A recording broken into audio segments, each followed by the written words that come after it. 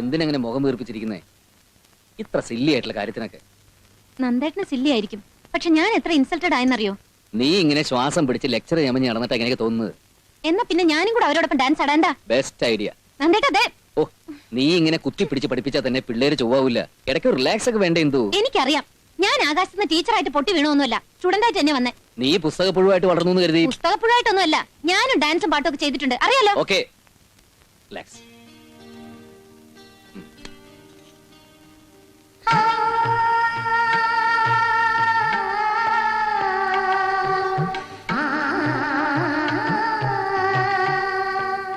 എന്താ ഇനി മൂടോട്ട് മാറിക്കേ? വെറുതെ ഓരോ കാര്യങ്ങൾ ആലോചിച്ച് നമ്മുടെ സുന്ദരമായ ഒരു രാത്രി കളയണോ? തനിക്ക് ഞാൻ ട്യൂൺ ചെയ്ത് പാട്ട് കേൾക്കണ്ടേ? വേണ്ട. ഓ, അങ്ങനെ പറയില്ല എന്തുട്ടി. തന്നെ കേൾപ്പിക്കാൻ വേണ്ടി മാത്രമാണ് കോളേജിലെ ഗാനമേളയുടെ ഫുൾ ഇൻചാർജ് ഞാൻ ഏറ്റെടുത്തത്. സുഖിപ്പിക്കല്ലേ? ഓ, സത്യമായിട്ടും അതെ. ട്യൂൺ ചെയ്യുമ്പോ മനസ്സ് മുഴുവൻ നീയായിരുന്നു. ആദ്യമായിട്ട് നിന്നെ കണ്ടപ്പോഴുള്ള നിന്റെ നോട്ടം, ചിരി, വെപ്രാളം. മതി മതി. ആ പിന്നെ പാട്ട് കേൾക്കാൻ ഫ്രണ്ട് റോയിൽ തന്നെ എന്തുട്ടി വേണം, ഉണ്ടാവില്ലേ മോളെ? കൊഞ്ചല്ലേ?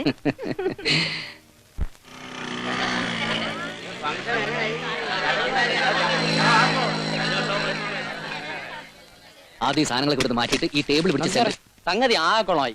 എന്താ? ആർട്സ് ക്ലബ് ഉദ്ഘാടനം ഡോക്ടർ ജോർജ് അറിയാനില്ലേ? അദ്ദേഹത്തിന് വരാൻ പറ്റില്ലെന്ന്, വേറെ എന്തോ കോൺഫറൻസ് ഉണ്ടെന്ന്. ഓ, ഇനിയിപ്പോ എന്ത് ചെയ്യും? സാർ വിചാരിച്ചാൽ നടക്കും. വേറെ ഏതെങ്കിലും ഡോക്ടർ പകരത്തിന്. സോറി, ഇക്കാര്യം മാത്രം എന്നോട് പറയുന്നത് ഞാൻ നേരത്തെ പറഞ്ഞിട്ടില്ലല്ലേ?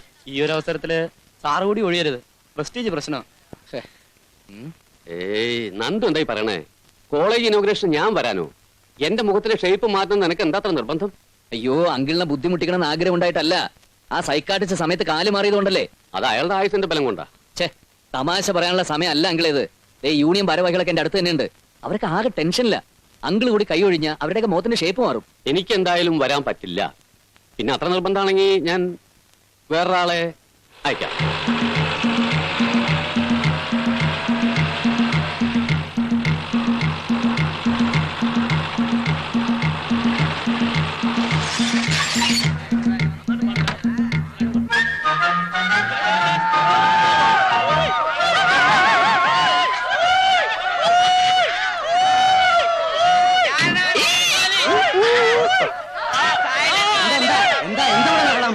വെറുതെ കിടന്ന് കൂവാ?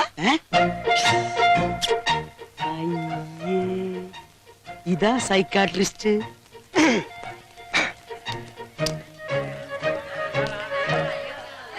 ഡോക്ടർ ഗോൺസാൽവോസ് ആണോ? ഞാൻ ആരോഗ്യസ്വാമി. ഗോൺസാൽവോസ് സാറിന്റെ ബോഡി കഴിഞ്ഞിട്ട് മേനോൻ സാർ അയച്ചതാണ്. ഗോൺസാൽവോസ് ഉണ്ടല്ലോ. മാറി നിൽക്കൂ. പെൺകുട്ടികളൊക്കെ ആൺകുട്ടികളോട് ചേർന്ന് നിൽക്കൂ.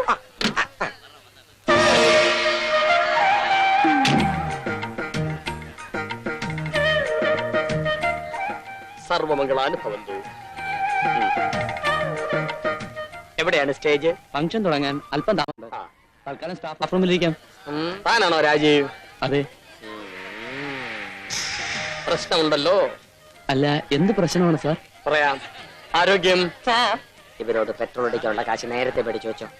എവിടെയാണ് സ്റ്റാഫ് റൂം? അവിടെയാണ് സ്റ്റാഫ് റൂം. ആപത്തിക്കും കരണി. സോറി.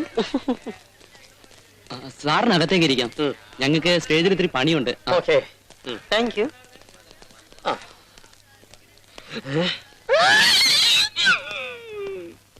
കറിയാച്ചേട്ടനില്ലേ? അപ്പൊ നിനക്ക് എന്നെ ഓർമ്മയുണ്ട്. അത് പിന്നെ റൂം മേറ്റ് പറഞ്ഞാലും ബാർ മേറ്റിന് മറക്കാൻ പറ്റുമോ? അപ്പൊ ബാർമറ്റേ ഇയാൾ ഇവിടുത്തെ സ്വാമി? സ്വാമിയില്ല, ഡോക്ടറാ.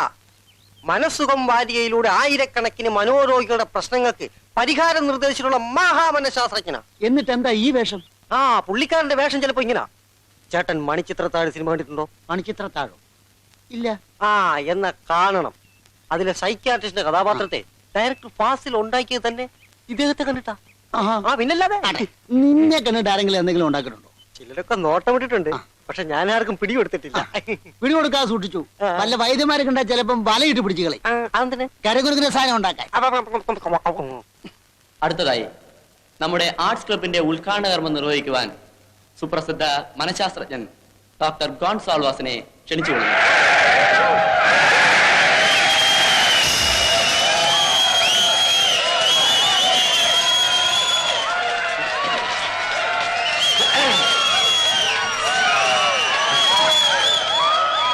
കൂവലിന് ശക്തി പോരാ.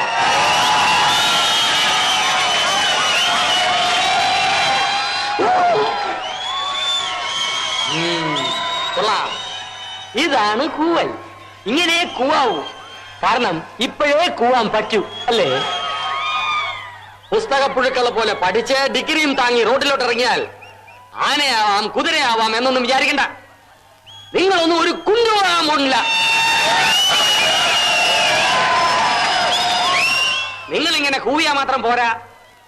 ക്ലാസുകൾ കട്ട് ചെയ്ത് സിനിമയ്ക്ക് പോകണം. എന്നും കള്ളു കുടിക്കണം.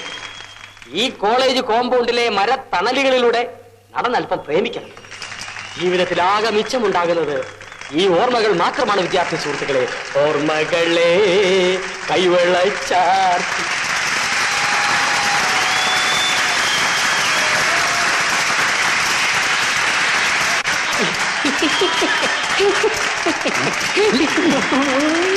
നിങ്ങളുടെ പ്രിൻസിപ്പൽ അച്ഛനെ പോലെ ക്ലോക്കിലെ സമയം നോക്കി ജീവിക്കാനുള്ളതല്ല ജീവിതം.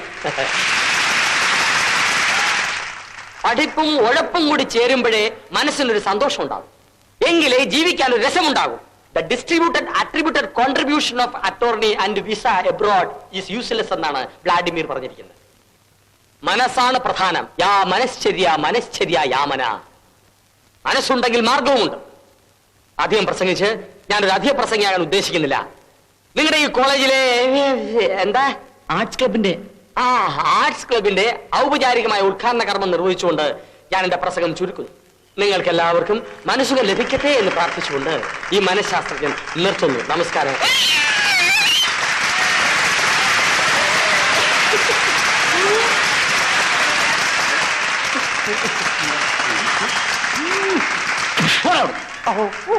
എന്റെ ഭാര്യയാണ്.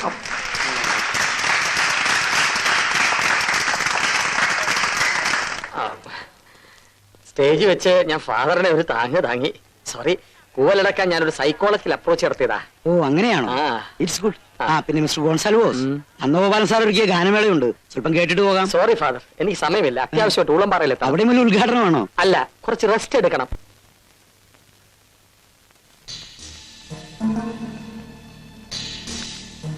എങ്ങനെയുണ്ട് കൊച്ചേട്ടാ? ഫോട്ടോസ് ഒക്കെ കൊള്ളാം. ആരാ കൂട്ടത്തിലൊരു സുന്ദരക്കുട്ടപ്പൻ? അതാ നന്ദു സാറ്. പുള്ളിക്കാരന്റെ സോങ്സ് ഒക്കെ കമ്പോസ് ചെയ്തത്. എന്നതാ? അല്ല, പാട്ടൊക്കെ ട്യൂൺ ചെയ്ത ഞങ്ങളുടെ ഇംഗ്ലീഷ് ലെക്ചറാ. പാട്ടും കൂത്തൊക്കെ കൊള്ളാം. പക്ഷെ ഉത്തര ക്ലാസ് വരുമ്പോ വട്ടപൂജ ആണെങ്കിലേ ചേട്ടൻ നിന്നെ തോലുച്ച് ഷീറ്റാക്കി മാറ്റും. പറഞ്ഞേക്കാം. ആ പോയിരുന്ന് പഠിക്കേ.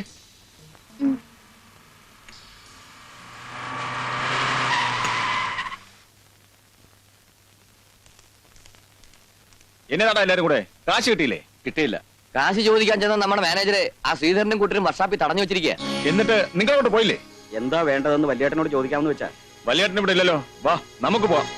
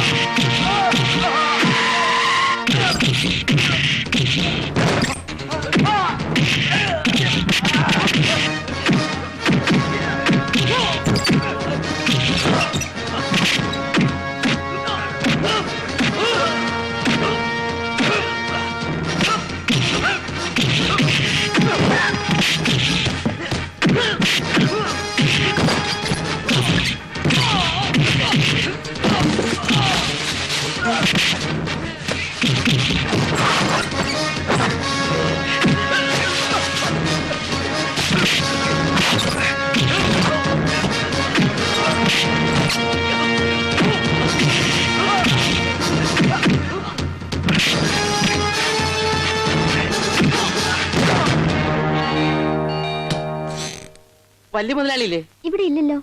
എന്താ ജോയി? കൊച്ചു മുതലാളിമാരും ശ്രീധരന്റെ ആൾക്കാരും തമ്മിൽ വർക്ക്ഷോപ്പില് ഒരിഞ്ഞടിയാ. വലിയ മുതലാളി എന്തേ? അയ്യോ, ആൾ എസ്റ്റേറ്റിലാണല്ലോ. ഞാൻ ഉടനെ ഫോൺ ചെയ്യാം.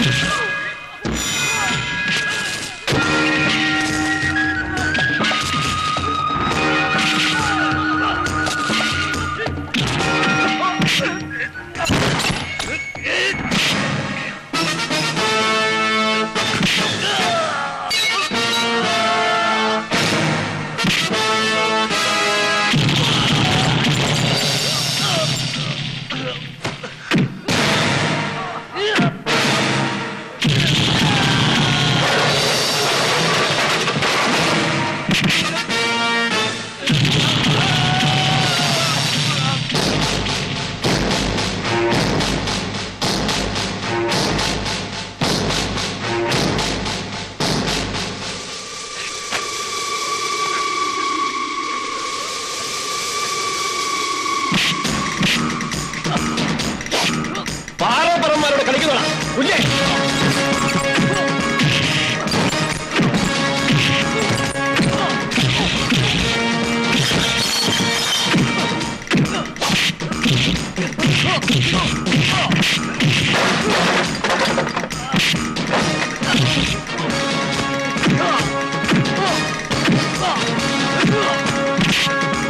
ഒന്നുകളെ ഞാൻ